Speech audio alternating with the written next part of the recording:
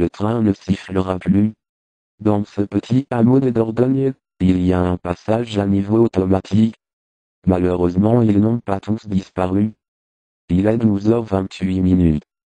Au loin on peut entendre le sifflement que fait le train sur les rails qui roulent à plus de 200 km à l'heure. Eric est dans sa chambre, sa passion ce sont les trains. Son papa étant conducteur de TGV. Soudain un bruit effroyable se fait entendre, comme une bombe qui venait d'exploser. Eric se précipite à la fenêtre, il est au premier étage, et voit un gros camion qui a été heurté par le train. Pour ce petit garçon de 10 ans c'est un traumatisme, il ne peut plus parler, crier ou bouger, il est paralysé. Il faut dire que c'est le train de son papa qui est conducteur et qui passe à cette heure.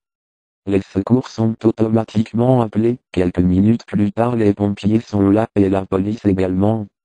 On peut entendre des cris des gémissements venus de cet enchevêtrement de fer. De plus le camion heurté est un poids lourd de 40 tonnes qui a été traîné sur quelques dizaines de mètres. Les rails sont tordus comme de vulgaires fils de fer.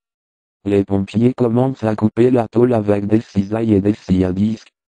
Il y a quelques survivants, mais dans quel état vont-ils être?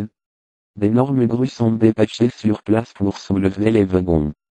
On commence à apercevoir les premières personnes, qui gémissent et pour certains dans un état critique. Les travaux se poursuivent, et vers 16h tous les blessés sont sortis de cet enchevêtrement de tôle.